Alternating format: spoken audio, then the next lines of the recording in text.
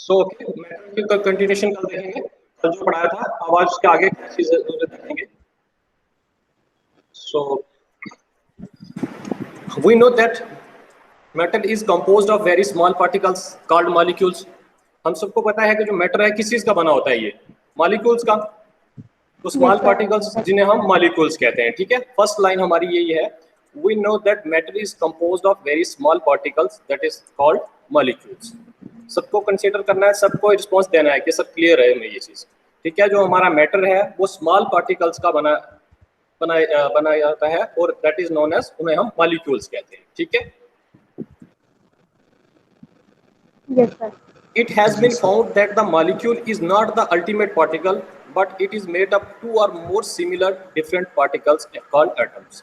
But ये कहा गया है, ऐसा पाया गया है कि जो मॉलिक्यूल है वो अल्टीमेट पार्टिकल नहीं है। ठीक है, अल्टीमेट पार्टिकल नहीं है ये, and it is made up of, but is made up of two और मोर सिमिलर और डिफरेंट पार्टिकल्स। और ये दो से और ज्यादा पार्टिकल, डिफरेंट पार्टिकल से मिलके बना गया है, जिसे हम एटम कहते हैं, एटम्स कहते हैं। ओके, क्लियर, याद Sir, रखना। screen present नहीं हो रही. नहीं हो रही?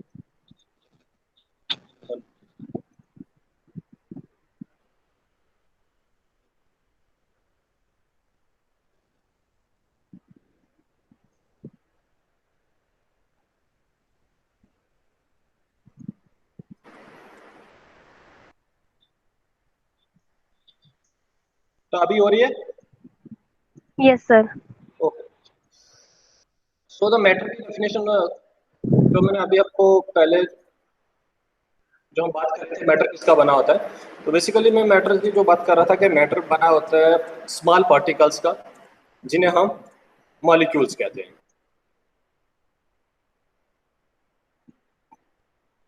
It has been found that a molecule is not the ultimate particle, but it is made up of two or more similar or different particles called atoms. But ये कहा जाता है कि जो मॉलिक्यूल है वो अल्टीमेट पार्टिकल नहीं है, क्योंकि ये बना होता है दो या उससे ज्यादा सिमिलर डिफरेंट पार्टिकल्स का, जिन्हें हम एटम्स कहते हैं। ठीक है, clearly an atom is the ultimate particle of an element while molecule is the ultimate particle of the compound. ये चीज इसमें पॉइंट याद रखना, जो एटम है वो अल्टीमेट पार्टिकल किसका है? एलिमेंट का। Okay, and the molecule is the ultimate particle of compound.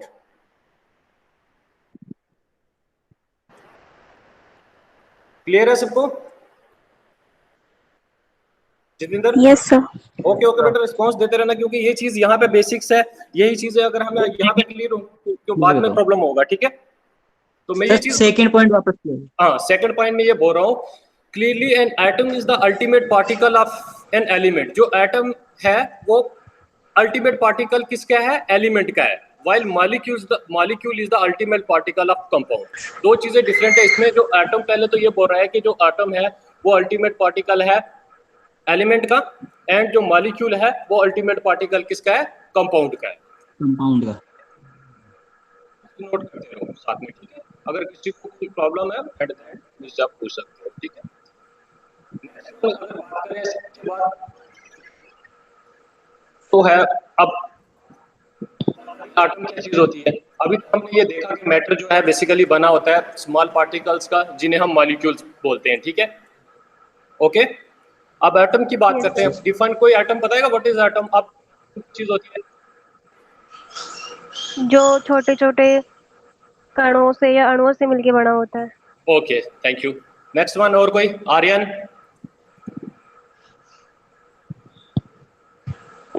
जो छोटे पार्टिकल से मिलकर बने होते हैं sir, okay okay, thank you very much. तो मैं आपको बताता हूँ इसका क्या है। An atom is defined as the smallest particle of an element. हम एटम को क्या एक स्मॉलेस्ट पार्टिकल बोल सकते हैं एलिमेंट का। ठीक है, विच मे और may not have an independent existence, means इसका अपना अस्तित्व हो भी सकता है और नहीं भी हो सकता है, क्लियर नहीं है। ठीक है, पहला डेफिनेशन ये है, पहले वर्ड्स में ये है कि an atom is defined as the smallest particle of an element. जो एटम है ये स्मॉलेस्ट पार्टिकल है एलिमेंट का।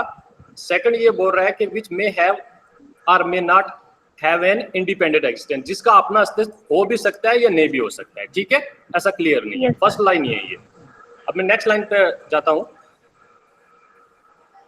Next line, this is, it can be described as having a central nucleus surrounding by a cloud of electron revolving in a definite orbit. ठीक है, हम इसको ऐसे भी डिस्क्राइब कर सकते हैं, एक सेंट्रल न्यूक्लियस होता है इसमें और उसके अराउंड में क्या क्लोड ऑफ इलेक्ट्रॉन जो है ऑर्बिट में वो रिवॉल्व करते हैं, डेफिनेट ऑर्बिट में इसके अराउंड जो है इलेक्ट्रॉन रिवॉल्व करते हैं। ठीक है, अब इलेक्ट्रॉन और क्या चीज होती है, इलेक्ट्रॉन का चार्ज कौन सा होता है बेटा? नेगेटिव। किसको पता? Negative. Negative. Okay okay, thank you. So अब नेक्स्ट जो सेकंड लाइन इसका कहने का मतलब यह है कि it can be describe as having a central nucleus surrounding by a cloud of electron revolving in a definite orbit. Means इसका कहने का मतलब यह है कि इसको हम डिस्क्राइब कर सकते हैं एक सेंट्रल न्यूक्लियस जिसके अराउंड नंबर ऑफ इलेक्ट्रॉन, मतलब क्लाउड ऑफ इलेक्ट्रॉन जो है रिवॉल्व करते हैं एक डेफिनेट ऑर्बिट में। वो दिखाऊंगा ऑर्बिट क्या होता है नेक्स्ट स्लाइड में, आपको वो भी बताऊंगा। ठीक है, नेक्स्ट सेकंड पॉइंट ये था, क्लियर है? Yes sir. Jitendra, Rajneesh and Vivek, yes sir. Parul, Pooja, बेटा क्लास में एक्टिव रहो, पूछो क्वेश्चन जहां पे नहीं क्लियर होता। ठीक है, ओके सर। नेक्स्ट वन है, modern research reveals that N atom is further composed of सब एटॉमिक। मतलब रिसेंट जो रिसर्चेज है, मॉडर्न रिसर्चेज जो चल रही हैं, उन्होंने ये कहा जो एटम है वो फर्दर कंपोज्ड है सब एटॉमिक पार्टिकल्स का। ठीक है, वो सब एटॉमिक से मॉडर्न रिसर्चेज कुछ चल रही हैं, वो इनका कहना ये है कि जो हमारा ये एटम है वो बना हुआ है सब एटॉमिक पार्टिकल्स का। ओके, अब देखा जाए कि कौन कौन से पार्टिकल्स हैं ये जो एटम्स के अराउंड घूमते रहे। जैसे there are these are electrons, सबको पता, आप बता रहे हो कि इलेक्ट्रॉन का चार्ज नेगेटिव होता है। सेकंड नंबर पे क्या है? प्रोटॉन्स। प्रोटॉन्स का चार्ज कौन सा होता है बेटा? Positive. Great. And last one is the neutron. Neutrons का चार्ज कौन सा होता है? Neutral means no charge. But हमें इनको अब ये देखो, इसमें न्यूट्रॉन, प्रोटॉन, देखो प्रोटॉन पे प्लस का साइन है, मींस पॉजिटिव है। ठीक है, न्यूट्रॉन पे कोई चार्ज नहीं है, बिल्कुल जीरो है, गोल है, तो इट मींस न्यूट्रल है। And revolving electron means that is a electron which is having minus, आप इसको बोल सकते हैं dash, that is the negative charge. Okay, that is the structure of an atom. बेटा क्लियर है सबको ये अब स्ट्रक्चर इसका? Yes sir. बेसिक्स है बेटा, आप रिस्पांस करो क्लास में, आप भी होगा थोड़ा अच्छा आपको लगेगा कि क्लास में। अब प्रोटॉन की बात करते हैं। जैसे हमने ये बोला कि प्रोटॉन का पॉजिटिव चार्ज है, तो हम इसी के बारे में पढ़ रहे हैं। ठीक है, this is an comparatively large nuclear particle. ये कंपैरेटिवली लार्ज न्यूक्लियर पार्टिकल होता है which possesses A positive charge. ठीक है, जिसके पास कौन सा चार्ज होता है? Positive charge.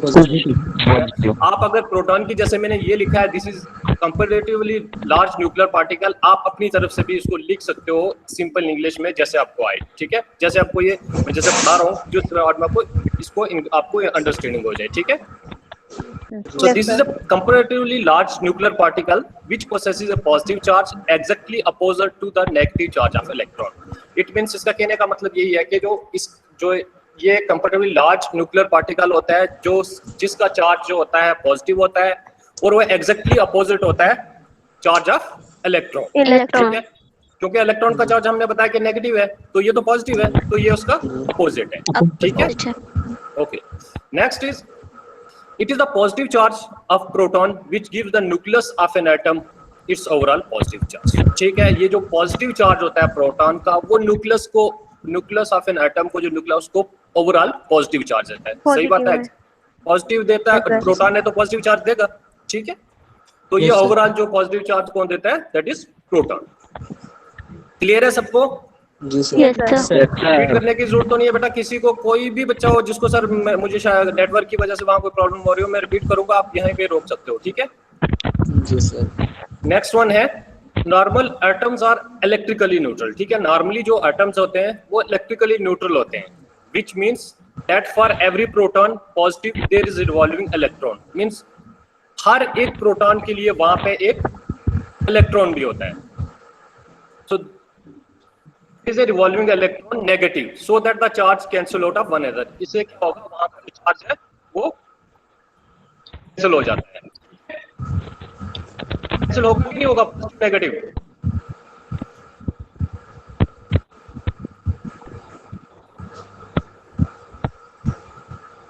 ये लाइन समझ आई थर्ड वन? जी सर। क्या ये इसका कहने का मतलब यही है कि नॉर्मली जो एटम है वो इलेक्ट्रिकल न्यूट्रल होता है। क्यों होता है? क्योंकि वहां पे जो नंबर ऑफ प्रोटॉन है, हर एक प्रोटॉन के साथ एक इलेक्ट्रॉन भी इवॉल्व करता है। अगर मैं आपको पीछे वाली टेबल में लिख जाऊं, यहाँ पे देखो जैसे कितने नंबर ऑफ, यहाँ पे देखो नंबर ऑफ प्रोटॉन कितने हैं, काउंट करो इसमें। 5 सर। 5। अगर वहीं बात करें हम इलेक्ट्रॉन्स की, कितने हैं? 5। It means number of proton जो है वो इक्वल है नंबर ऑफ इलेक्ट्रॉन। हर एक प्रोटॉन के लिए एक इलेक्ट्रॉन वहां पे अवेलेबल है। Yes sir. इसी वजह से क्या हुआ, वहां पर जो चार्ज हो गया वो कैंसिल हो गया, तो वो न्यूट्रल हो गया। ठीक है। यस अब सर। नेक्स्ट है number of proton in the nucleus determine the element of which it is an atom. मतलब जो नंबर ऑफ प्रोटॉन है न्यूक्लियस में वो डिटरमाइन करते हैं एलिमेंट का कौन सा ये कौन सा एटम का है। ठीक है। And is called as atomic number भी हम उसे बोलते हैं। ठीक है। Example, hydrogen atom having 1 proton has atomic number 1। Example इन्होंने दिया है हाइड्रोजन जिसका जिसके पास having 1 proton and atomic number 1, जिसका एक प्रोटॉन है तो उसके हिसाब से उसका एटॉमिक नंबर इन्होंने क्या दिया, 1। क्लियर है? Yes sir.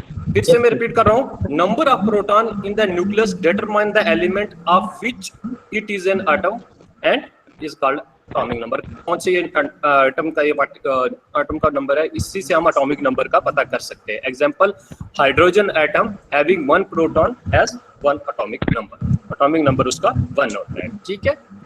ओके, अब मैं नेक्स्ट सबको क्लियर है? Yes sir. Yes sir.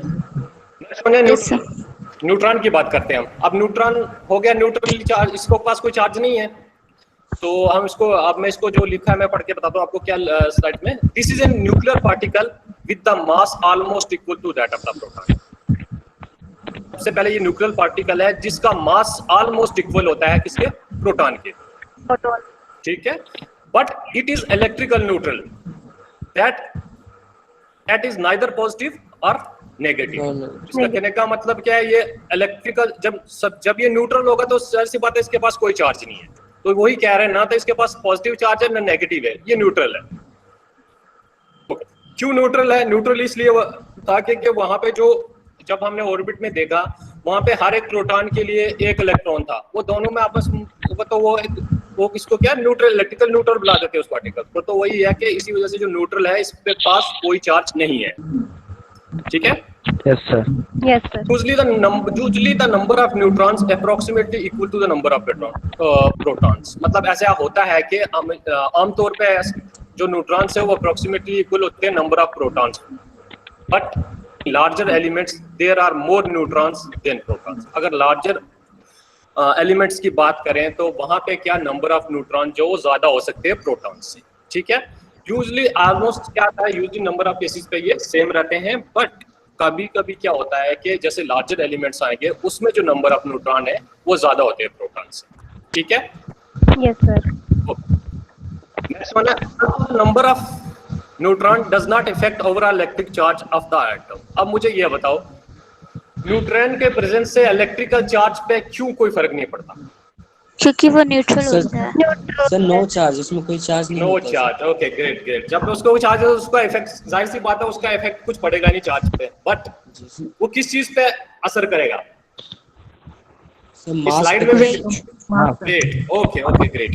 तो it means these quite large particle to affect its weights and atomic mass means वो वहां पे क्या कर सकते हैं, जो उसका वेट है एटॉमिक मास है उस पे इफेक्ट कर सकते हैं। ठीक है, ये लार्ज पार्टिकल, बट इनका कोई इलेक्ट्रिकल चार्ज पे कोई भी इनका रोल नहीं होता, कोई भी इफेक्ट नहीं होता। क्यों नहीं होता? क्योंकि इनके पास कोई चार्ज है ही नहीं। ठीक है। Yes sir. Okay okay great. Next electron. Electron की बात करते हैं।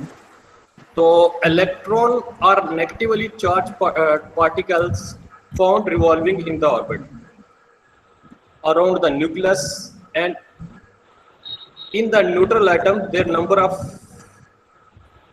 their number equals to the number of protons. जैसे मैंने आपको पहले प्रोटॉन्स पढ़ाया था, उसमें मैंने बताया था हर एक प्रोटॉन के लिए इलेक्ट्रॉन होता है, ऐसे इसमें भी है कि हर एक इलेक्ट्रॉन के लिए वहां पे एक प्रोटॉन होती है, प्रोटॉन ठीक है।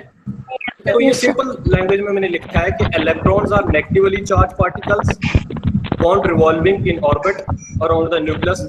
इलेक्ट्रॉन जो है नेगेटिवली चार्ज पार्टिकल्स होते हैं जो रिवॉल्व करते हैं ऑर्बिट में अराउंड द न्यूक्लियस के, ठीक है। और in the neutral atom their number equal to the number of proton. Neutral atoms में क्या रहता है, जो नंबर ऑफ इलेक्ट्रॉन है वो नंबर ऑफ प्रोटॉन के बराबर होता है, ठीक है।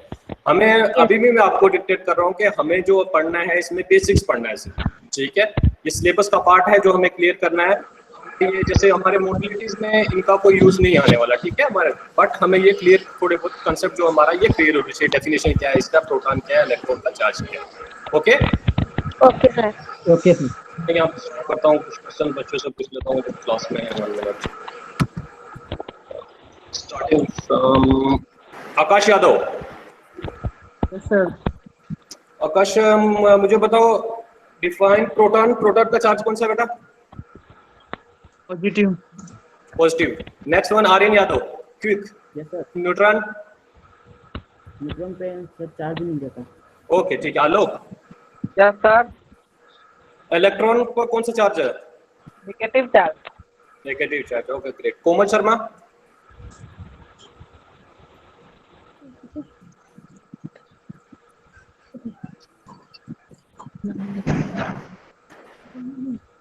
Parul. Yes, sir. Define proton. Proton is a positively charged ion. Positively charged ion. Okay, Pooja Kumari. Yes, sir. Define electron. Electron have negatively charged. Okay, okay. Next, Rajneesh. जी sir. बेटा proton पे कौन सा चार्ज होता है? सर पॉजिटिव चार्ज होता है। Okay okay, thank you.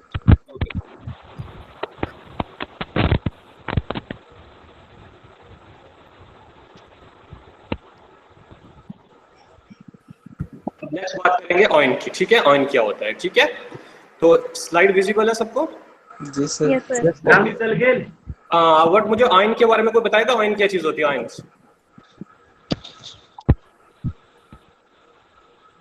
Sir ये चार्ज पे डिपेंड करता है। हाँ, चार्ज पे डिपेंड करता है, ग्रेट। और कोई? जैसे नेगेटिव और पॉजिटिव। ठीक है, और कोई बचा? चार्ज नहीं होता इसमें। चार्ज इसमें चार्ज नहीं होता? होता है सर। ओके ठीक है। तो नेक्स्ट वन, और कोई? ठीक है, ओके। मैं चलो मैं आपको बताता हूँ। एक्स्ट्रा इलेक्ट्रॉन्स का नंबर होता है। ओके, मैं जो आपने बताया सब मैं स्लाइड में क्लियर करा रहा हूँ आपसे, ठीक है। Yes, sir. Atoms tend to seek the condition in which their outer electron shell is full, and to achieve this they may gain or lose electron. जो एटम क्या होते हैं, एटम क्या करते हैं कि वो एक स्टेबल कंडीशन में आना चाहते हैं, पता सबको पता है। उनका जो आउटर मोस्ट तो स्टेबल होना, उसके लिए उनको क्या करना पड़ता है? या तो उनको एक इलेक्ट्रॉन को गेन करना पड़ेगा या लूज करना पड़ेगा, ठीक है। अब मैं आपसे क्वेश्चन है यहाँ पे, ध्यान से सुनना, इंटरेस्टिंग क्वेश्चन है, मजा आएगा इसमें। अगर एक इलेक्ट्रॉन वो लूज करेगा, उसके ऊपर चार्ज कौन सा आएगा? नेगेटिव, पॉजिटिव या नेगेटिव? पॉजिटिव। सब बच्चे, सबका रिस्पांस क्या आ रहा है? पॉजिटिव। पॉजिटिव। क्यों पॉजिटिव क्यों आएगा? उसमें से एक इलेक्ट्रॉन निकलेगा। इलेक्ट्रॉन निकलेगा तो नंबर गेन करेगा, फिर लूज भी करेगा इलेक्ट्रॉन। Okay okay, next. चलो ठीक है, आप सुनो, ठीक है, मैं बता रहा हूँ। तो ये पहला पॉइंट हमारा ये है कि एक एटम को स्टेबल कंडीशन में आने के लिए आउटर शेल के इलेक्ट्रॉन्स को या तो उसको गेन करना पड़ेगा या लूज करने पड़ेगा इलेक्ट्रॉन, ठीक है। नेक्स्ट पॉइंट इसका ये है, if an atom gains electron then it has excess of negative charge. अगर वो एटम को गेन करता है तो उसके पास जो चार्ज होगा वो कौन सा हो जाएगा? नेगेटिव चार्ज ज्यादा हो जाएगा। Negative. And become negative and negative ion, that is जिसको हम क्या बोलते हैं? अनाइन, ठीक है। अनाइन में कौन सा चार्ज होता है? नेगेटिव। Negative. नेगेटिव। तो अगर वो एक लूज करेगा या गेन करेगा तो वहां पे ज्यादा चार्ज हो जाएगा नेगेटिव का, ठीक है। जी सर। अब नेक्स्ट लाइन इसका है, for example an atom of chlorine normally has 17 proton and electrons. अब यहाँ पे आप कंसेप्ट आपको ज्यादा पूरा क्लियर हो जाएगा कि जो एटम है उसका क्लोरीन का नॉर्मली नंबर क्या है, कितने, उसमें 17 प्रोटॉन होते हैं एंड 17 इलेक्ट्रॉन होते हैं। Okay, if an extra electron join atom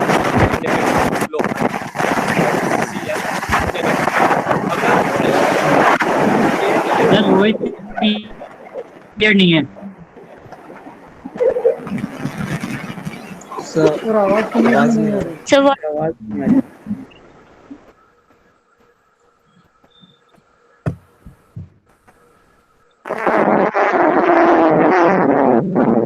sir आवाज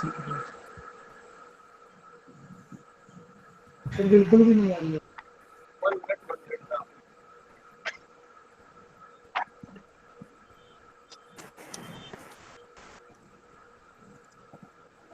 बेटा आवाज आ रही है? क्लियर नहीं है सर आवाज।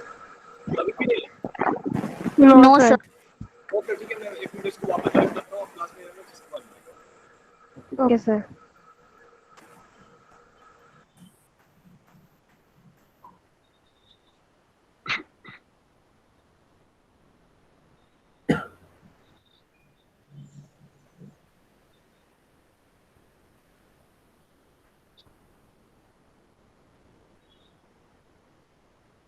आवाज आ रही है?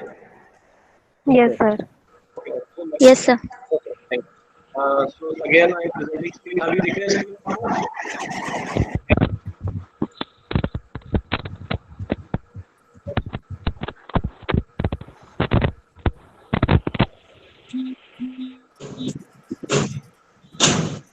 अभी आपको स्क्रीन दिख रही है मेरी? Yes sir. बेटा आप सबको आवाज क्लियर आ रही है? जी sir. Yes sir. Yes sir. Okay okay, thank you. So अब बात कर रहे थे, मैंने एग्जांपल बताया आपको क्लोरीन का, जिसका नॉर्मली जो उसके पास 17 प्रोटॉन होते हैं एंड 17 इलेक्ट्रॉन्स होते हैं, ठीक है। अब अगर एक एक्स्ट्रा आयन वहां पे ज्वाइन कर लेता है वाटर शेल में, then an atom become negatively charge, that is the charge become Cl negative minus, ठीक है, क्लियर है? Yes sir. ओके, अब नेक्स्ट हम एग्जांपल लेते हैं। Reverse is also true. If an atom loses an electron, then it has excess of positive charge. Okay, and become Yes. opposite ion, that is cation. इसका कहने का मतलब यही है कि अगर एक एटम लूज करता है इलेक्ट्रॉन को, तो उसके पास एक्सेस ऑफ पॉजिटिव चार्ज ज्यादा हो जाएगा, ठीक है। हाँ। तो that is the opposite ion बन जाएगा वो, that is cation. Yes sir. Okay, तो इसके एग्जांपल के साथ अगर हम क्लियर करें तो जैसे example, for example sodium normally has 11 proton and 11 electron. अब जो सोडियम है उसके पास नॉर्मली 11 प्रोटॉन्स होते हैं एंड 11 इलेक्ट्रॉन्स होते हैं। Electron. It loses an electron, then it become a positive sodium ion, ठीक है। अगर ये एक क्या करता है, लूज करता है इलेक्ट्रॉन, तो ये क्या बन जाएगा? पॉजिटिव। अगर एक इलेक्ट्रॉन को लूज करता है, इसके ऊपर कौन सा चार्ज आ जाएगा? पॉजिटिव। क्योंकि नंबर ऑफ प्रोटॉन इसमें बढ़ जाएंगे फिर, ठीक है। अगर तो एक पॉजिटिव सोडियम आयन, उसको हम बोलते हैं that is Na positive. Okay, yes sir. यहाँ तक सबको क्लियर है? स्लाइड्स में बिल्कुल किसी को भी क्वेश्चन हो अभी तक? कोई भी So voice clear नहीं। वहाँ पे वॉइस क्लियर हो रही है? 1 मिनट, अभी भी क्लियर आपको आवाज नहीं आ रही है? No sir. No, sir. 1 minute.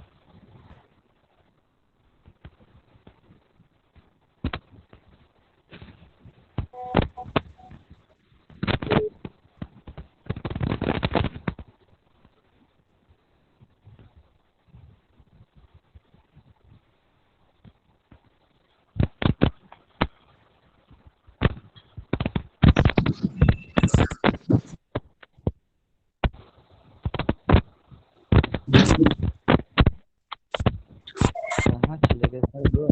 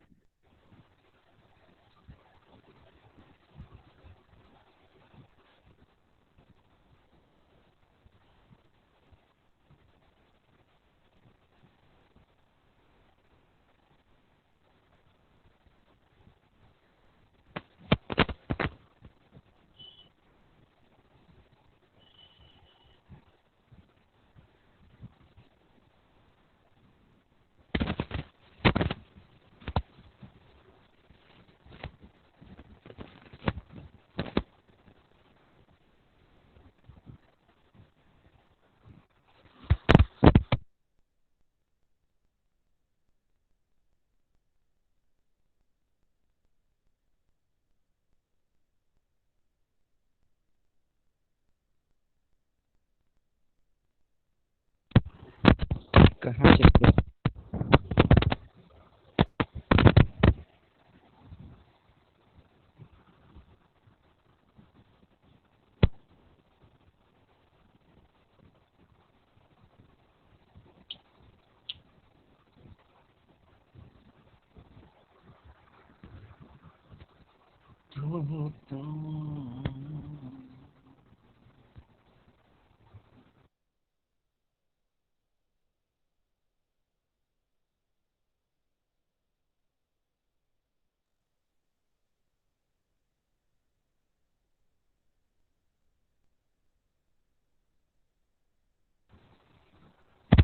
Hello, hello class over.